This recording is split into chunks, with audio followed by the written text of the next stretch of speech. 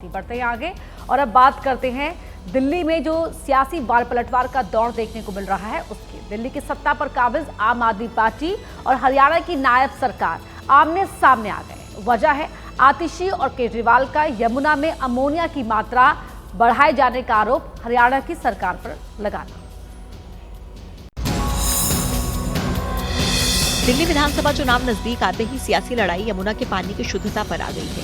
दिल्ली के मुख्यमंत्री आतिशी और आम आदमी पार्टी के संयोजक अरविंद केजरीवाल ने आरोप लगाया कि हरियाणा सरकार ने यमुना का पानी जहरीला किया है। हरियाणा की सरकार ने दिल्ली में यमुना से आने वाले पानी में जहर मिला के भेज दिया है। अगर वो पानी दिल्ली के अंदर आ जाता और पीने के पानी में मिल जाता, दिल्ली के अंदर ना जाने कितने लोगों की मौत हो जाती। पिछले 10 दिन से लगातार अमोनिया वाला प्रदूषित पानी यमुना नदी में छोड़ रही है, जहरीला पानी है।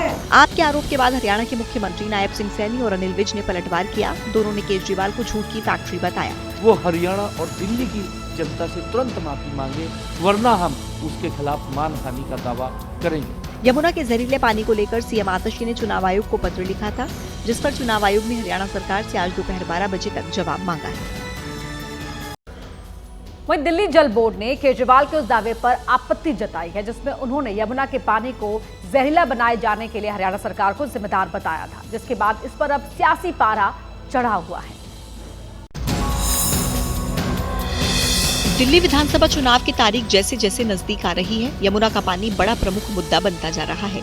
अब दिल्ली जल बोर्ड के सीईओ ने अरविंद केजरीवाल के यमुना के पानी को जहरीला बनाए जाने के दावे पर सवाल उठाए हैं। दिल्ली जल बोर्ड के सीईओ ने मुख्य सचिव को लिखी चिट्ठी में लिखा, हरियाणा के कारण यमुना में अमोनिया को लेकर अरविंद केजरीवाल का बयान तथ्यात्मक रूप से गलत, बिना किसी आधार का और भ्रामक है।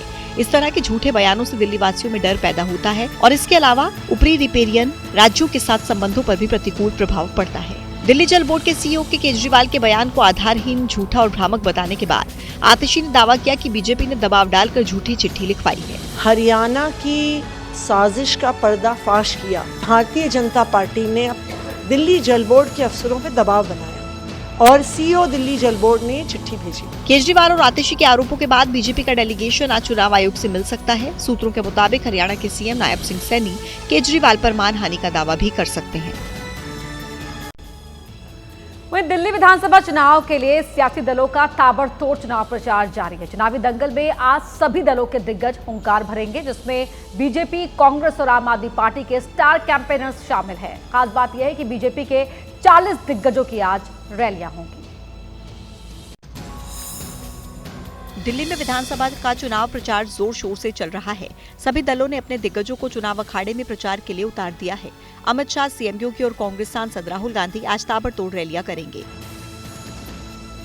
दोपहर 3:30 बजे अमित शाह कस्तूरबा नगर विधानसभा क्षेत्र में अमर कॉलोनी गुरुद्वारा से रघुनाथ मंदिर तक रोड शो करेंगे। शाम 4:30 बजे कालका जी विधानसभा में एमसीडी पार्किंग में जनसभा करेंगे। शाम 6 बजे बदरपुर विधानसभा में मीठापुर चौक से जैतपुर गांव तक रोड शो होगा। दिल्ली के रण में यूपी के सीएम भी ताबड़तोड़ रैलियां कर बीजेपी के पक्ष में माहौल बनाएंगे। सीएम योगी की दोपहर 1 बजे मंगोलपुरी विधानसभा में रैली होगी। दूसरी रैली दोपहर 3 बजे विकासपुरी विधानसभा क्षेत्र में होगी। तीसरी रैली शाम 5 बजे राजेंद्र नगर विधानसभा में करेंगे। दिल्ली में अपनी खोई जमीन को वापस पाने के लिए राहुल गांधी भी चुनाव मैदान में फिर से उतरेंगे।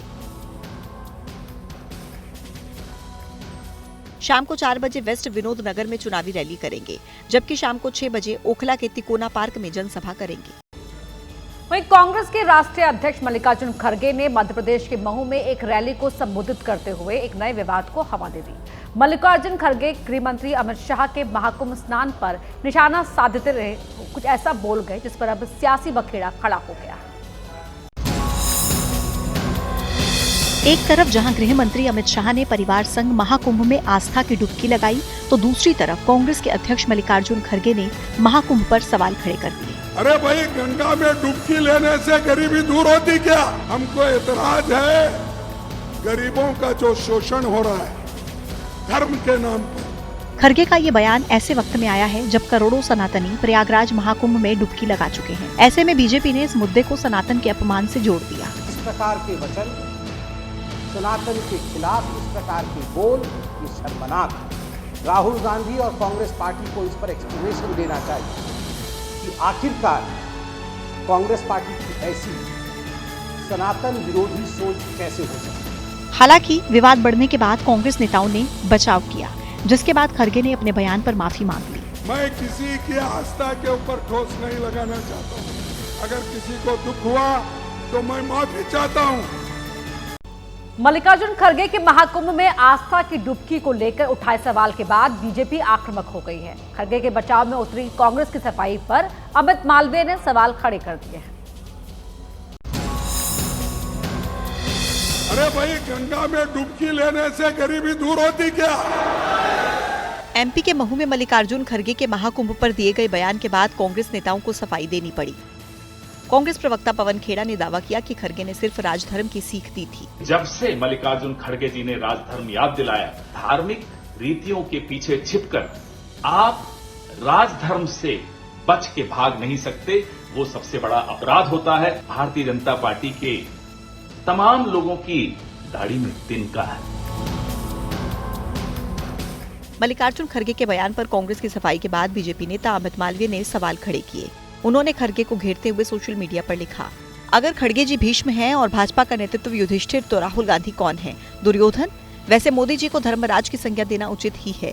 महाभारत और रामायण जैसे महाकाव्य हमारे सांस्कृतिक और ऐतिहासिक साहित्य का महत्वपूर्ण हिस्सा हैं, लेकिन अगर आपको इनका ज्ञान नहीं है तो मुंह खोलकर साबित करने की जरूरत क्या है।